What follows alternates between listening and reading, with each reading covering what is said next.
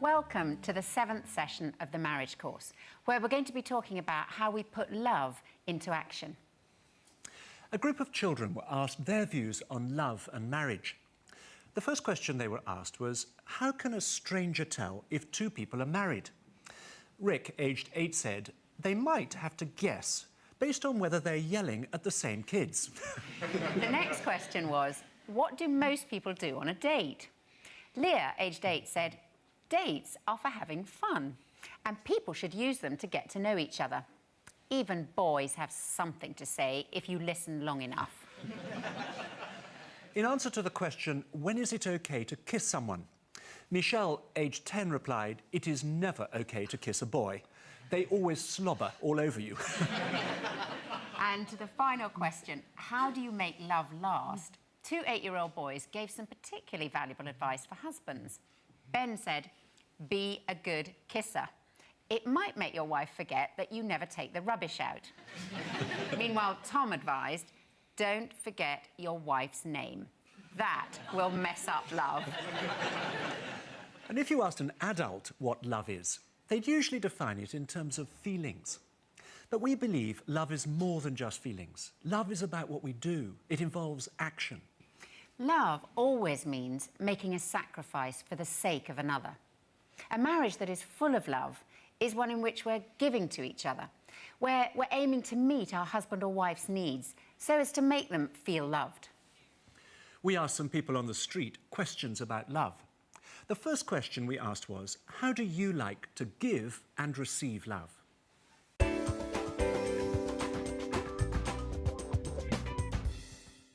To make me feel loved, well, we always talk to each other about how we feel, what's going on. We always let each other know that we're there for one another. She does everything for me. Cooks, cleans, loves, compromises, everything. Little notes under the pillow, little surprises. You know, things that don't cost a lot but mean a lot. He tells me he loves me all the time. I do all sorts of things. Maybe I'd sing a song for them. Des massages in the morning, maybe? Ouais, des petits massages, des bons petits repas. Les regards. Des attentions, Les voilà. regards. Knowing that she's there to care for me is very important. Well, giving her time, spending time with her, you know, taking her out for some coffee or maybe McDonald's, I don't know, whatever. He sends me email messages, even though we work in the same office. We have a system where we have lunch, you know, on Thursdays, and so it's something to look forward to. I'm quite tactile, so I will hug and kiss and things like that, and he'll say, oh, you know, I love you, babe. A little kiss, a little touch, a little feel when the kids aren't looking. I think for men, sometimes they think if you buy you a big present, then you should be wow, but sometimes it's not. Sometimes it's actually when you're feeling down and they said, oh, I've done all the hoovering or done this, it's actually more thoughtful. So it's like these kind of things. Coming up with little things in everyday life that show that you know them, understand them, and treasure them. He likes watching cricket, and I don't like it much, so I try to develop an interest and I try to watch it along with him. Just doing the simple things, you know, taking care of the baby without asking, you know, without me asking, or, you know, just doing things like that, or just coming up to me and giving me a kiss on the cheek, or putting his hands through my hair. Just little things that say I love you. And she does things with the baby that I don't have to ask her to do as well, so that's good. I give him hugs, kisses, I cook him a good dinner, and I tell him I love him, and I cuddle his big head. That's all. And I think he feels quite good, and then I put on him a new shirt I bought for him. This session is based on one of the most helpful books that we've ever read on marriage, called The 5 Love Languages. It was written by marriage counsellor and author Gary Chapman. In it, he describes 5 separate ways of showing love. One way is with our words, through encouraging our partner, saying, I love you, you're great, or giving compliments like, you look gorgeous, or by speaking about them positively in public. A second way is through giving presents, such as buying flowers or giving them an unexpected treat or even making something for them. Thirdly, through touch, taking our husband or wife's hand, giving them a hug, a kiss, all the way through to making love to them. Fourthly, with our time, such as when we set aside time to sit down to talk with our partner and focus our attention exclusively on them. And finally, through actions, by doing practical things for each other, being thoughtful, looking for ways to help each other. For each one of us, one of these ways will be more important than the others for us to feel loved. It'll communicate love most effectively to us. For me, it's through Scylla's encouraging words that I feel most loved. But for Scylla, it's time together that's most important for her. And what we do or where we go is not so significant. I remember one occasion in the middle of winter, and it was my turn to organise our marriage time. We'd set aside 2 hours in the middle of the day, and I thought it'd be really nice to go for a leisurely walk up to the park, which is about half an hour from where we live. Well, it was one of those rather overcast days in London when everything looked rather grey and there was a cold, rather damp wind blowing. When we got to the park, there seemed to be an unusual amount of litter blowing around, and everyone we saw, well, many people, I suppose because of the weather, looked rather depressed. Even the ducks on the pond, I thought, looked depressed. And by the time we got back home, I think I felt a bit depressed myself, a bit flat. As I was making Scylla a cup of coffee, I was just about to say, "I'm so sorry, my darling, I don't think that was my best idea for our marriage time," when I realised that Scylla seemed to be in a great mood. Yeah, I came back feeling fantastic because I'd had Nicky all to myself. We hadn't seen anybody we knew, Nicky didn't answer his phone, and we could talk uninterrupted. And spending that sort of time together always makes me feel really special, and particularly when Nicky's initiated it. So I wasn't feeling depressed at all. Gary Chapman describes these ways of expressing love as love languages, because at least one of the 5 communicates love to us in a way that we immediately understand, just like we understand our native language. Some people are bilingual, of course, and it can be the same with these love languages. That is, there can be 2 that are almost equally effective in communicating love to us. So, for myself, words are closely followed by actions. And I know that if Scylla had kept all of her affirming words and helpful actions for our children and hadn't given any to me, I wouldn't feel very loved by her. For me, time is followed closely by touch. If Nicky gave all his time and touch to his computer, but not to me, I wouldn't feel there was much love in our marriage. We use those 2 examples of how easy it is to focus on the children or the computer because that's exactly what does happen so often in a marriage. But it also shows that Scylla and I are very different. Between us, we cover 4 out of the 5 love languages. In our experience, most couples are different. And the reason there's no feelings of love in many marriages is because we tend to show love in the way we like to receive it. That is, we use our own native love language and then are surprised when our partner doesn't feel loved by us.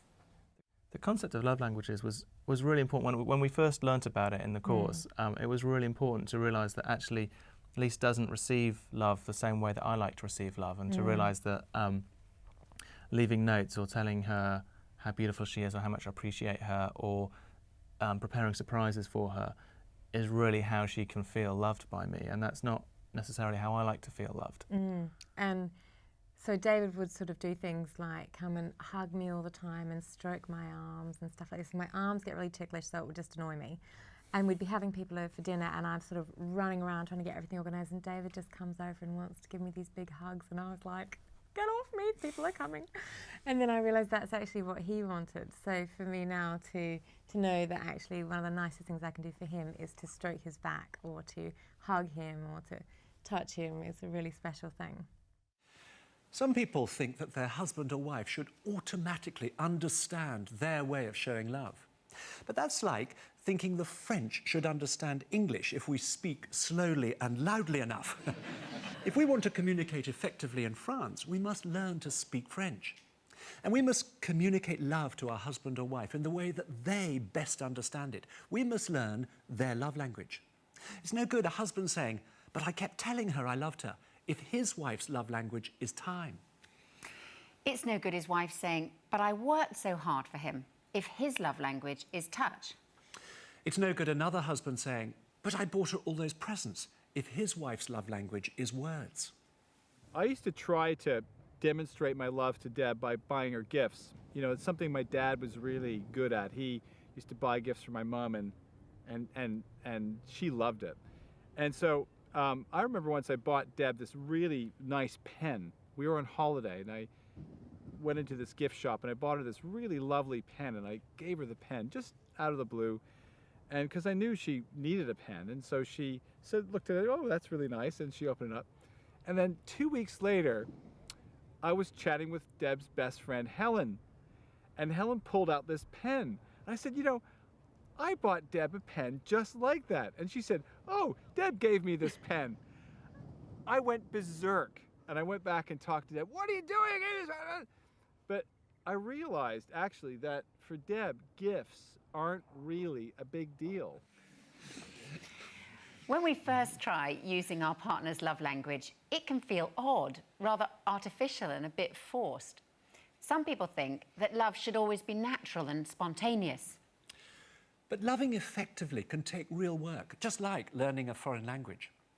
Early in our marriage, we lived in Japan for 3 years, and I tried very hard to learn Japanese. At first, it felt very unnatural. It was difficult to get my mouth in the right shape to pronounce the sounds, and I had to put my tongue in places in my mouth that felt very strange. And it can feel rather like that when we have to learn a new love language that doesn't come naturally to us. I was brought up in a family where, yes, we hugged each other, but not very often. And so physical touch wasn't a natural thing for me to do. Whereas Rhett's grown up in a family where not only is probably his way of feeling love most physical touch, but also he's grown up in a family where his mum particularly is very demonstrative. And that, for me, was something that I really had to get used to, because it felt as if my personal space was being constantly invaded. And it's an area, actually, that we still have to work Yeah, at. we do. We can all learn each other's love language. As I practiced getting my mouth around the Japanese sounds, it began to feel more natural, and Japanese people even started responding, which was a very rewarding experience. Now, before you work out what your love languages are, we're going to do a short crash course in each one. We want to start with loving words. Words are very powerful, either to build someone up or to put them down. A lack of loving words can have damaging results in a marriage. Learning to speak this language of love can make a huge difference. There are many different ways of using words, showing our appreciation, encouraging our partner, giving compliments. As I said earlier, Scylla's complimentary words mean a lot to me. So, if I've made something for her, I like Scylla to say something nice about it every day for at least 2 weeks. After that, every other day is fine. Which is something I have to remember and really work at. And that's often the case. Otherwise, our partner won't feel our love. He was feeling not so loved because I wasn't very forthcoming with words of affirmation, because they didn't mean anything to me particularly, so I didn't lavish them on Chris. And after that, I have tried quite hard to develop that, because it doesn't come naturally, and we get it goes a lot better. And there's so much you can learn. It's not just those 5 love languages. There are dialects within those love languages that are important. So actually, Ju telling me that she loves me is great.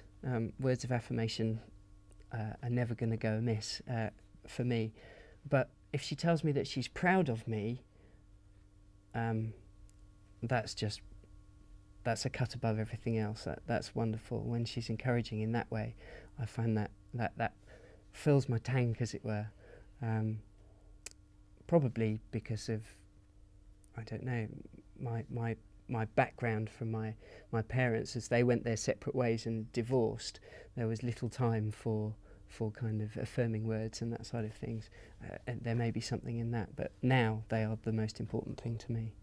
Learning that was, as I say, a revelation. In a marriage, we can easily get complacent and take the things that we do for one another for granted.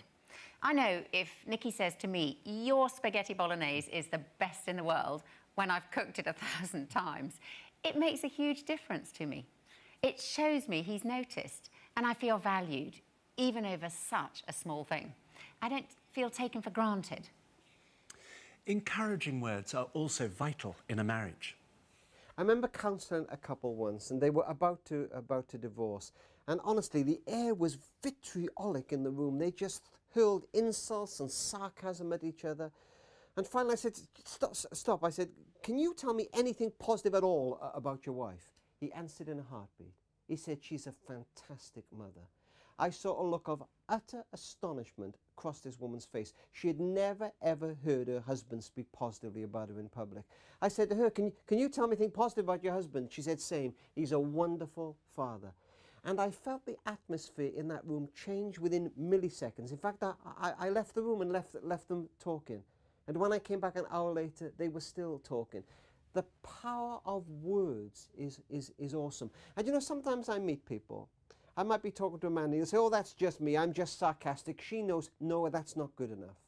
We have to stop being sarcastic. We have to stop bringing our husband or wife down in public and begin practicing the sheer power of praise. You look good in that. Thank you for what you did. I appreciate you. Words affect love. And without loving words, relationships begin to die. All of us have areas in our lives where we feel insecure, where we lack courage and confidence.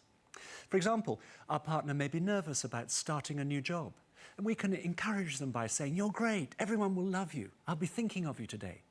We should be our husband or wife's #1 fan. I think Pete being my #1 fan has been really important because I still do appreciate lots of reassurance, lots of encouragement, and I know that he's there. If I'm going for something that I'm not quite sure about, maybe, I'm going on a counselling course soon, and I was saying, I'm not really sure whether I'm up to this. But Pete was totally encouraging and said, go for it. Yes, yes. I think just to get those words of reassurance help you sail through the day thinking that, you know, if Jill is on my side, then I can face that. I can go forward with confidence, and it really makes a big difference. It's within our power to bring out our partner's full potential through our words. And words can be just as powerful whether said or written down. I just know that when I said something, you know, nice to say, or a kind word, just something just to build her up, I just see her just blossoming in front of me, and it's great. I sort of write a little notes in the morning, just little cards from time to time, and it's just great for her. We have this little notebook that is in the kitchen, and most mornings, I can't say it happens every morning, but most mornings. Didn't happen today. Most mornings, David will write me a little note in this book in the kitchen, and if he's written a note, he puts it up on its end. So when I go in the kitchen, I think, oh, I think there's a note in there, and I'll go and look, and that's always really amazing, and makes me feel very loved first thing in the morning when I'm half asleep. If words are your husband or wife's most important love language, being affirmed like this on a regular basis will renew their sense of feeling loved. It's a bit like a tired and thirsty traveller in a desert coming across an oasis. That's how important words can be for some people. The effect of affirming words is that they build confidence and self-esteem. Mark and I have been married for 20 years, and I think just throughout that length of time, having someone that knows me, knows how I'm going to react in certain situations, I suffer, I suppose, a little bit of lack of self-confidence, and Mark is continually boosting me up in that area, to which I'm very, very grateful. The second way of expressing love is by giving thoughtful presents.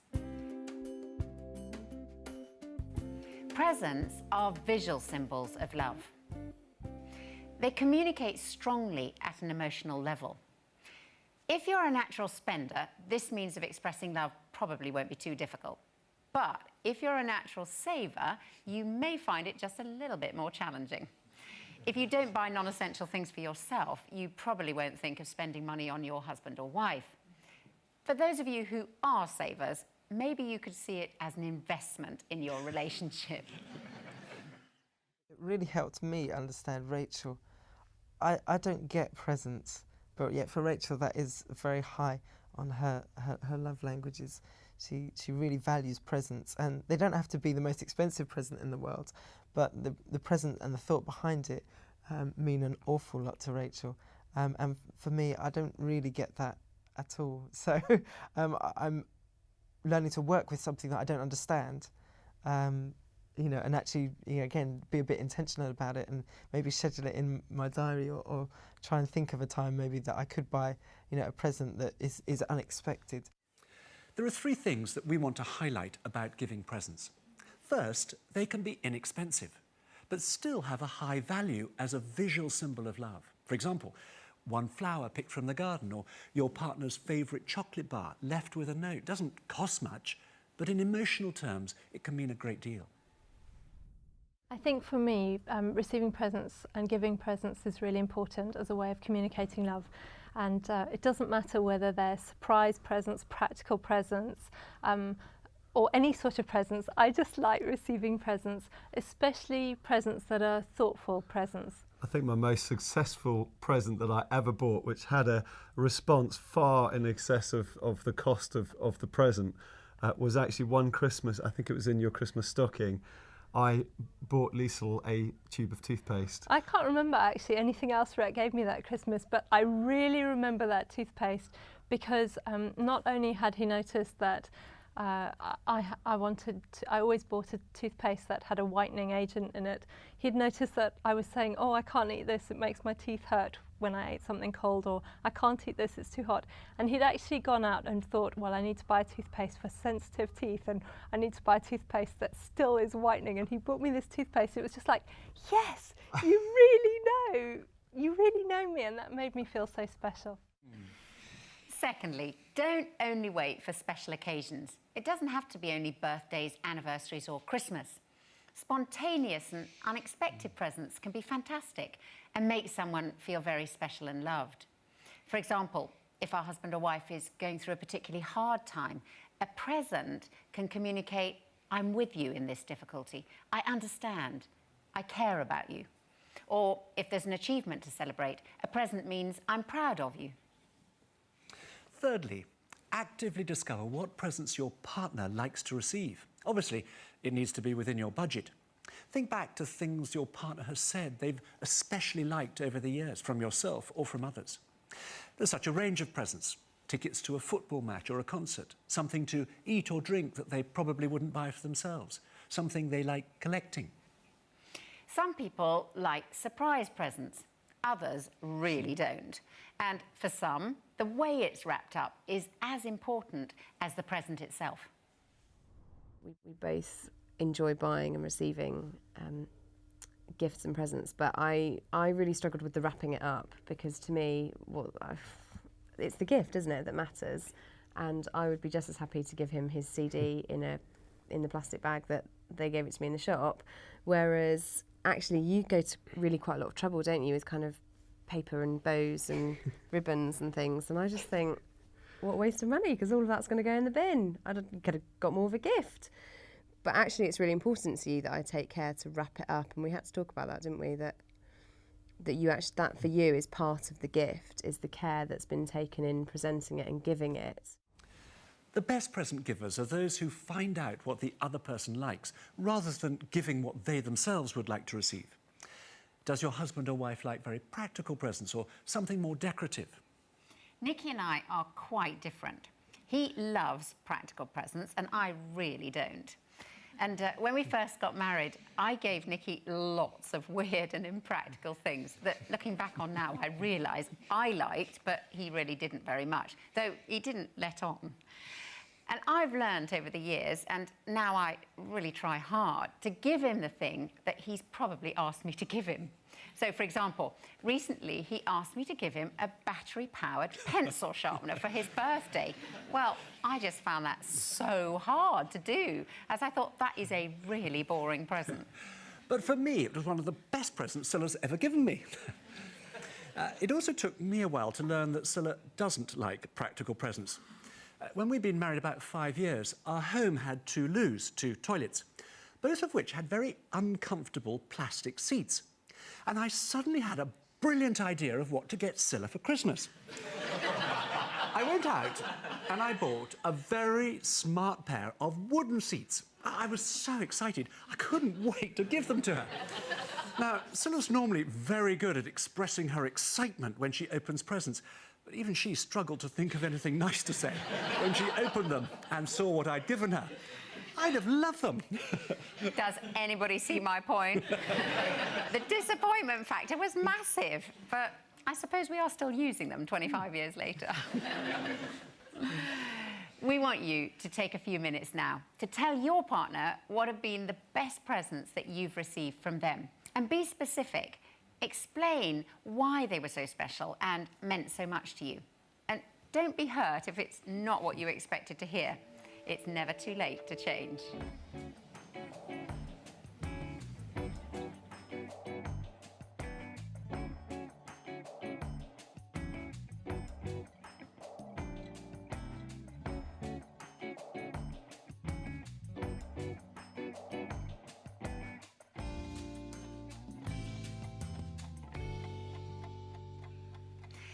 The third way of expressing love is through touch. Gary Chapman wrote, "To touch my body is to touch me. To withdraw from my body is to distance yourself from me." Touch speaks louder than any words to some people. And you'll know whether or not that's you. It communicates love where it's given and rejection where it's withheld. I think love languages do change with the seasons of life again that you go through. But and I know Dave's is more touch, but then I would tend to not do that as much because I always thought men, once you get into touch, it goes into physicalness and you know, then he'll want more than just a touch, so I won't bother touching him. And then he'd feel rejected that I wasn't being more physical with him in just holding his hand or, you know, doing something like that. So I think the rejection that you feel when we're not aware of one another is big, isn't it? For me, as Nikki said, touch is a very close second to time. And Nikki knows from years of experience that if I'm worried or stressed about something, the best thing he can do is to take me in his arms, hug me, hold me, and kiss me. And things suddenly seem to get much better as a result. Touch that communicates love can be shown in lots of different ways. We need to use the whole range and know what's appropriate at particular times. So, could be holding hands, arm around the waist, a kiss, a hug, a hand on a hand, a brush of the body as you pass, a back massage, sexual foreplay right through to making love. Both sexual and non-sexual touch are vital between a husband and wife. Touch is extremely important in our relationship. I never had a lot of touchy-feely when I was small from my brothers or my sisters or my mum or my dad. And since having the kids and being married, I found that I'm very tactile. So I can find any excuse now just to touch June, you know, whether it's on a leg or a face or whatever. Yeah.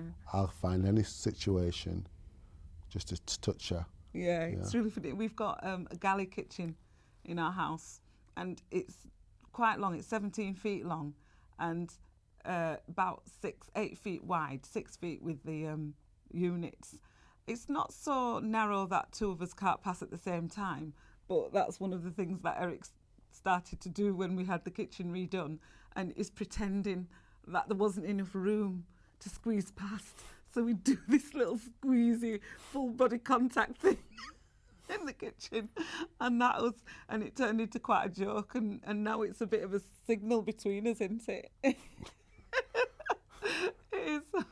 And we'll like pretend we can't pass each other in the kitchen and squeeze past, and you know, he might wink at me. It's really funny, and it's really important. The whole touch thing is really important. If you are someone who finds it difficult to show physical affection, you really can learn. And it's worth being aware that if you're going through a tough time in your sexual relationship, it may not only cause feelings of frustration sexually, but can also cause your partner to feel unloved, especially where touch is their #1 love language. So it's really important that you still make the effort to show affection to each other in non-sexual ways. The fourth love language is quality time. Quality time means more than being together in the same place. It involves focusing our attention on each other.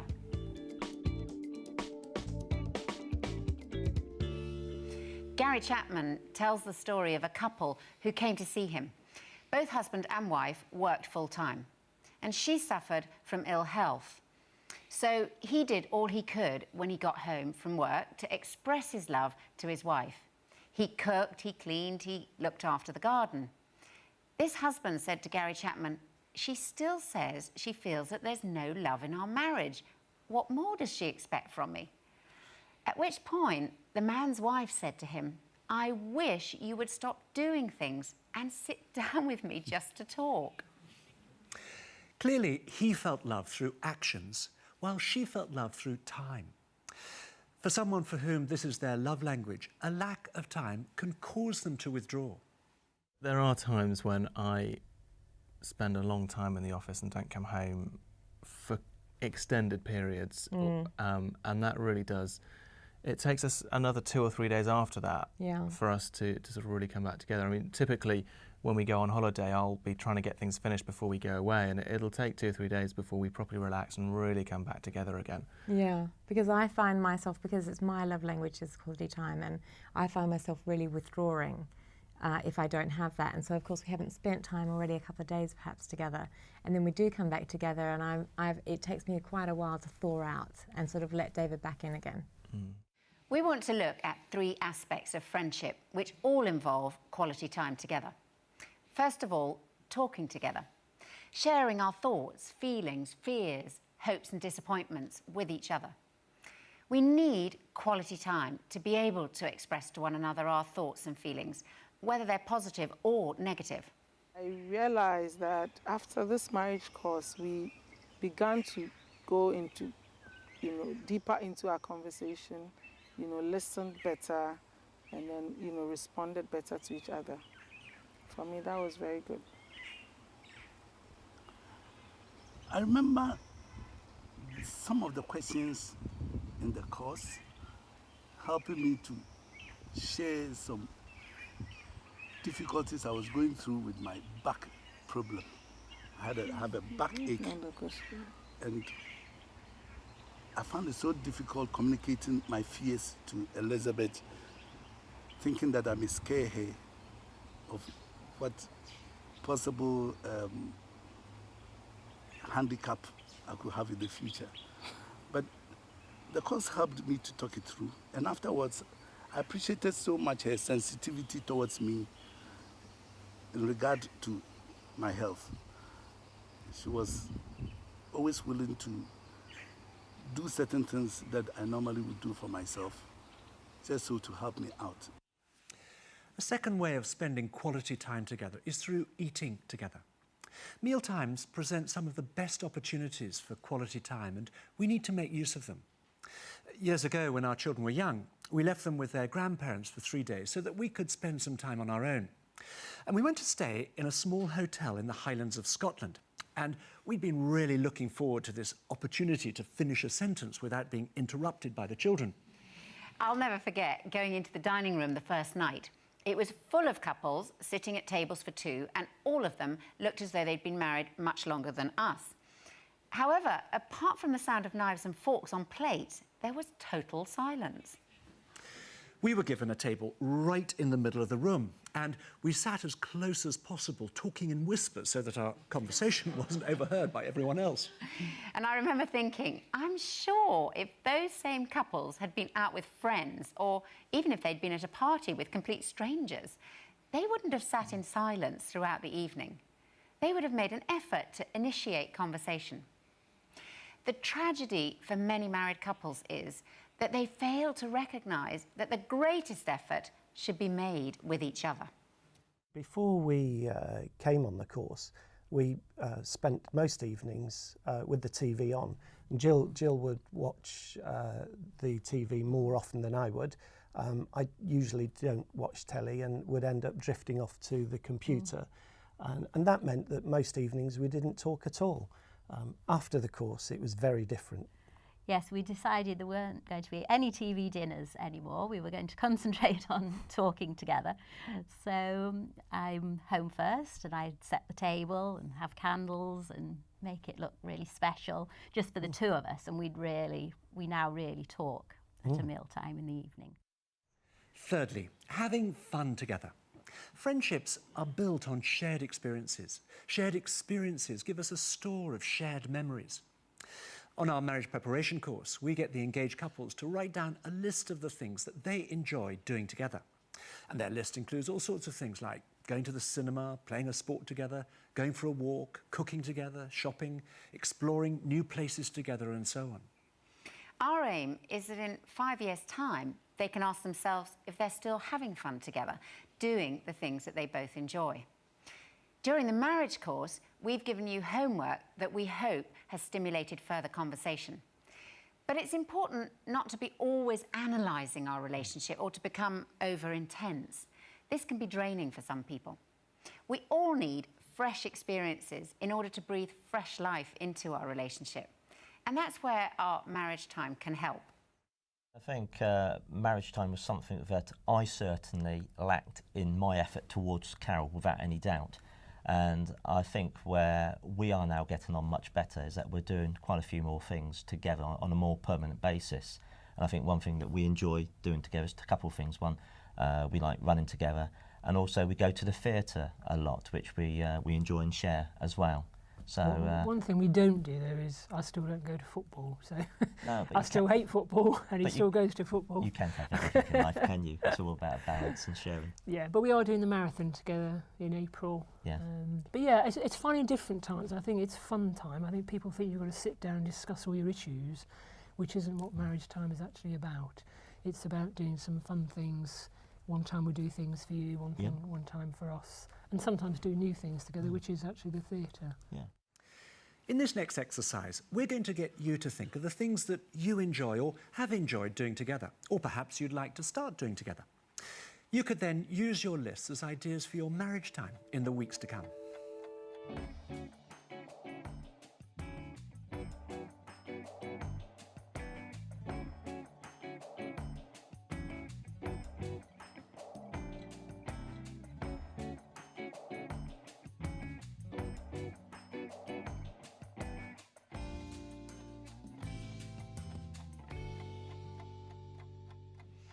The fifth love language is kind actions.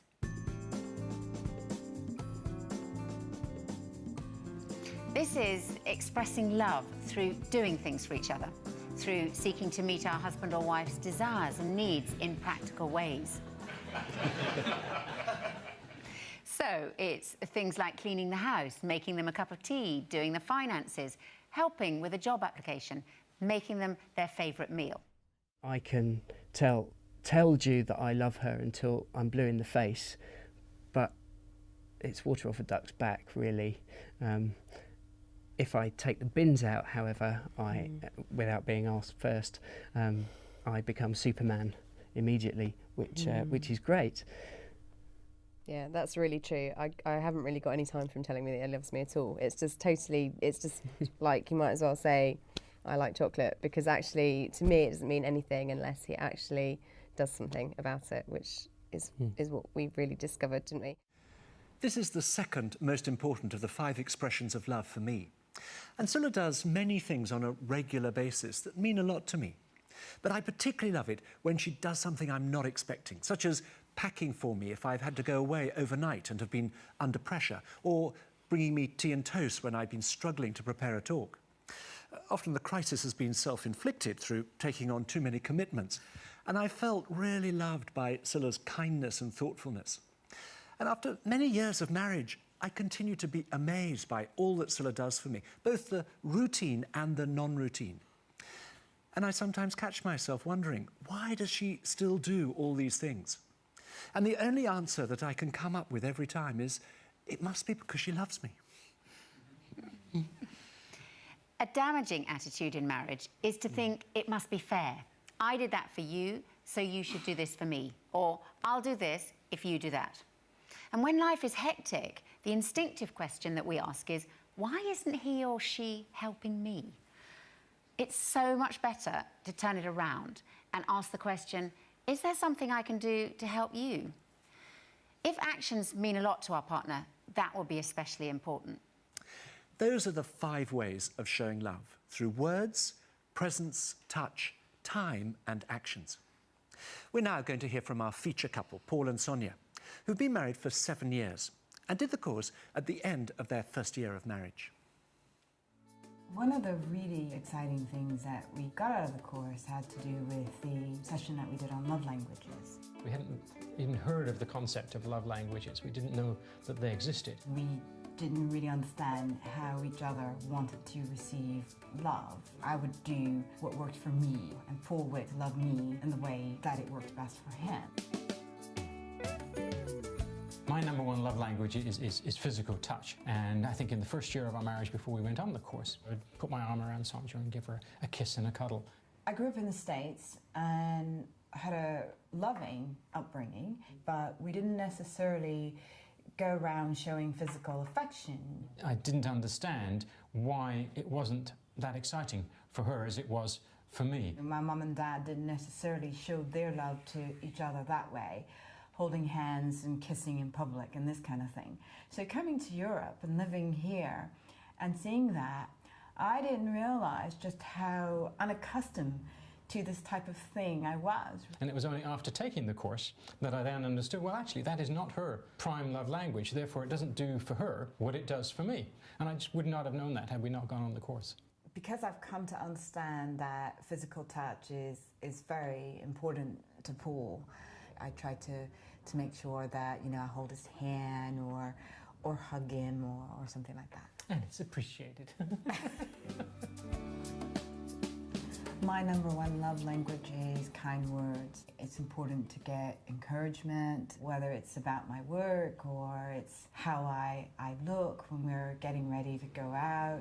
If I've made a nice meal, I need feedback and I need to hear him say that. I realised that kind words are something that's important to her, more important than they are to me. It took me a little while to understand this, and I wouldn't necessarily have understood that that's something that she needs before we took the course. I love words, as I'm a writer. And she's asked me to be one of the readers when she has written a novel, the manuscript. We then have long sessions of, well, what did you think of this character? What did you think of that character? And I understand that she needs the feedback, she needs the encouragement, she needs those kind words about what it is she's doing for her livelihood. Through the course, we learned that this is really important to me, the number one thing. And so he does make more of an effort these days.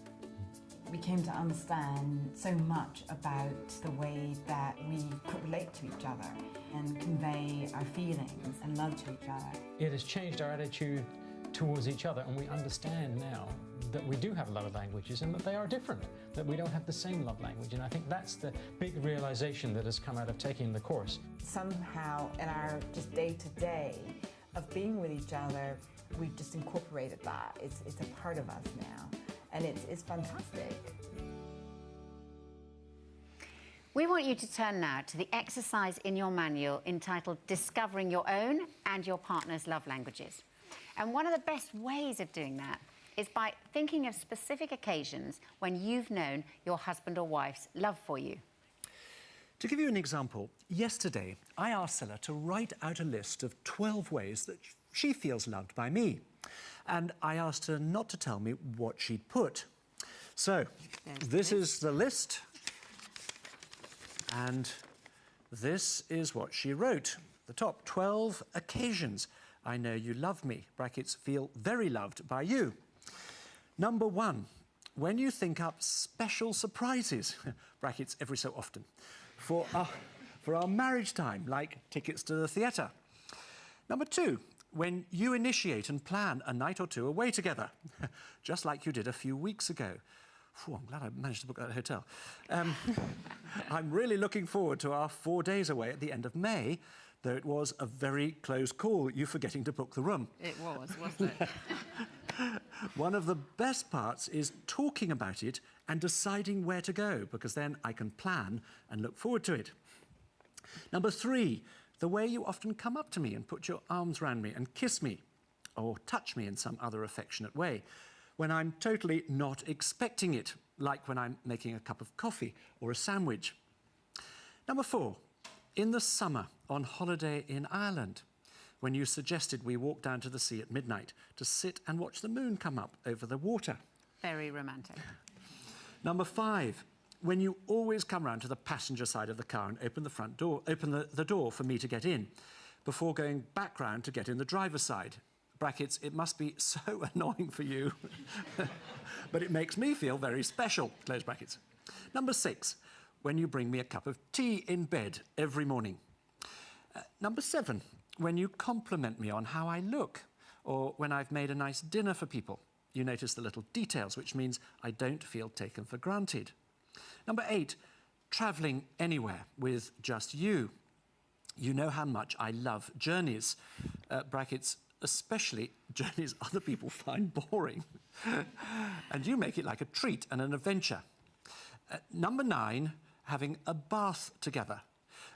I ought to explain that we had to get a new bath recently, and Scylla for ages had been saying she wanted a double bath. So we've now got one of those baths that have taps in the middle where we can lie at either end, and we do have great conversations in the bath. I didn't know that was going to be on Scylla's list, though. There's another bit to that. There's another bit, sorry. Oh, sometimes it would be even more relaxing to have candles and classical music. You'll have to figure out how to do the music in there. I certainly will. I mean, a bit of No rewiring. sound system in our bathroom. Number 10's a bit too embarrassing.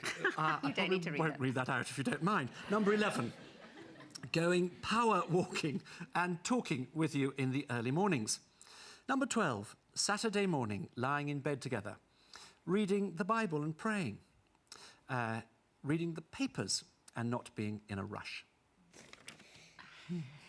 It was really interesting for me to write out that list. And the first time I asked Nicky to do the same for me, I learnt so much from it about him. So now it's your turn. And we want you to do questions 1 and 2 on your own before showing each other what you've put. And then fill in questions 3 and 4.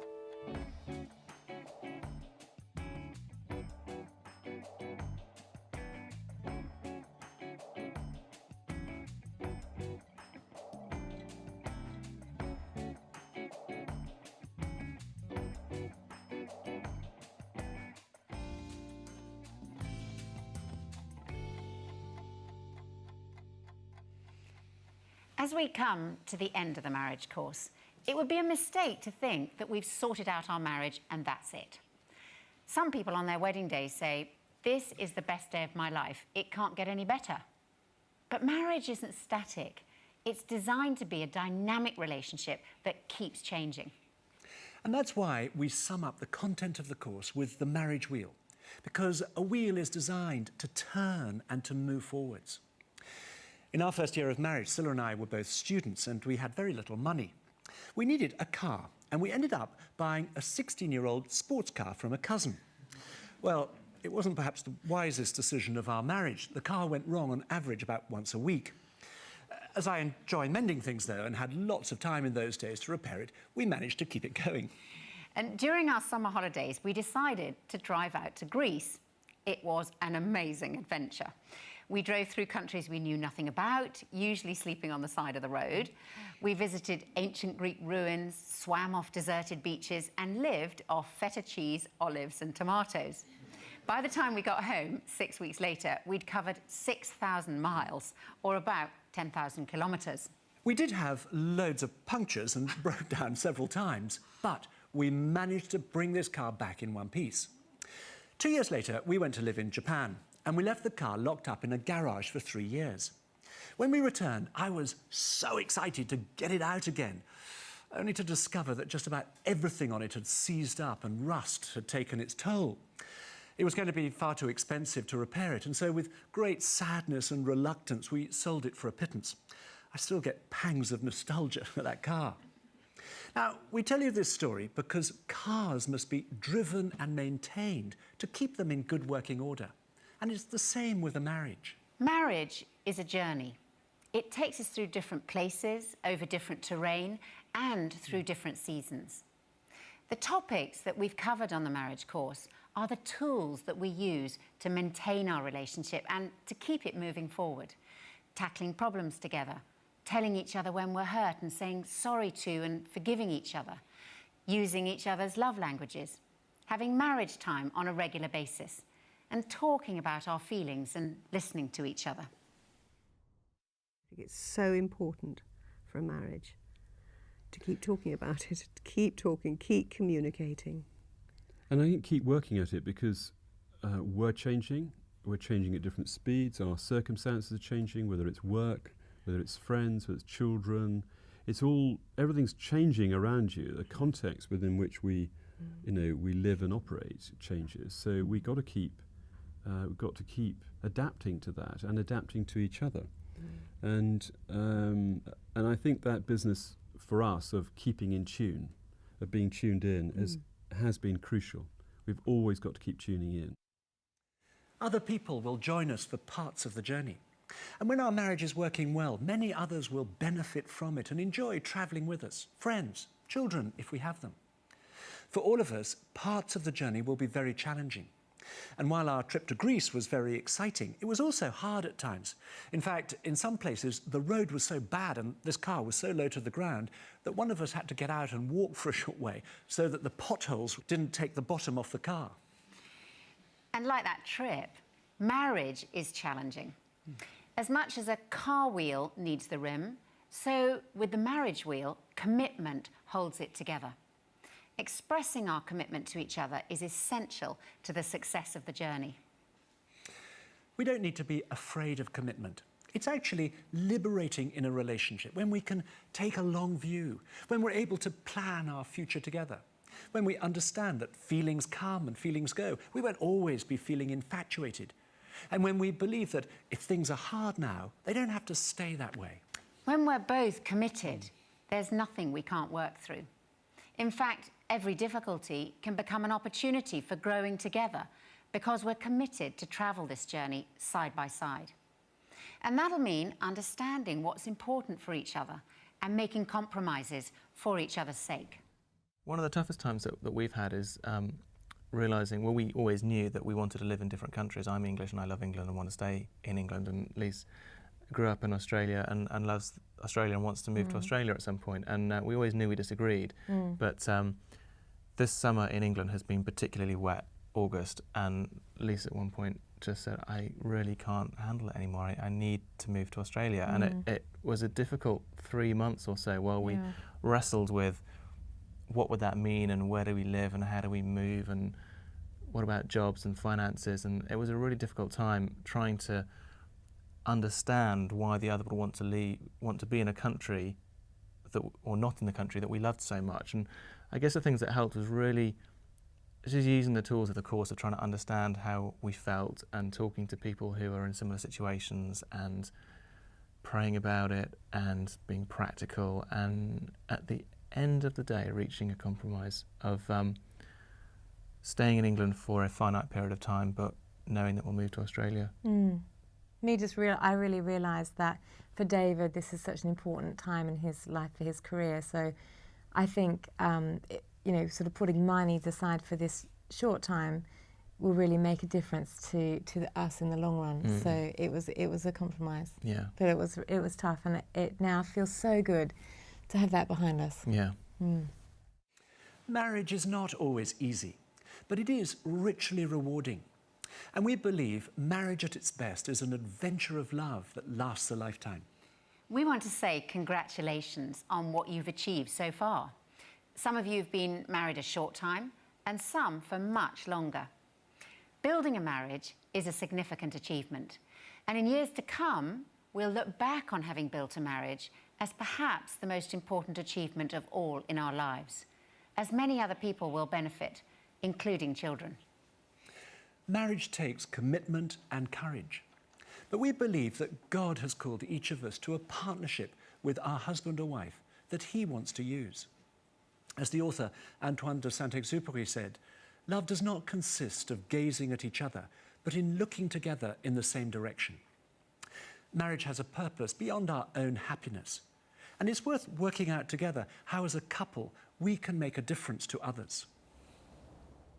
We talked quite a lot about were there any things that we really wanted to do together as a couple to hold, precious as a couple. And something that came out was the fact that we both felt that hospitality was something that we were both quite keen on and able to offer our friends and family and people we haven't yet met. And it's been really good to have something like that, because in the middle of a busy life, to be able to say, actually, we're going to give priority to this. So when we've got to choose over a couple of different things, to say, well, we know that hospitality is one of the things that we've always held as important. So it's helped us to make choices where maybe life would have thrown other options at us otherwise. As we finish this session, we suggest that you talk about what you'd like your partner's understanding and support for concerning the future. Then, if you feel comfortable, say a prayer for each other. Otherwise, express your commitment to your future together in some other way.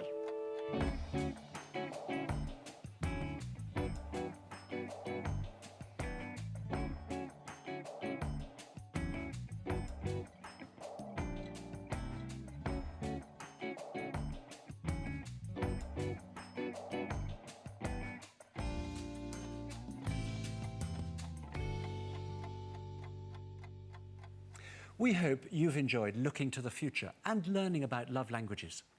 And we'd encourage you to continue those discussions and any other areas that have arisen out of doing the course. We want to finish by praying for your marriage. First, a prayer written by St. Francis of Assisi in the 13th century. O Lord, make me an instrument of thy peace. Where there is hatred, let me sow love. Where there is injury, pardon. Where there is discord, union. Where there is doubt, faith. Where there is despair, hope. Where there is darkness, light. Where there is sadness, joy.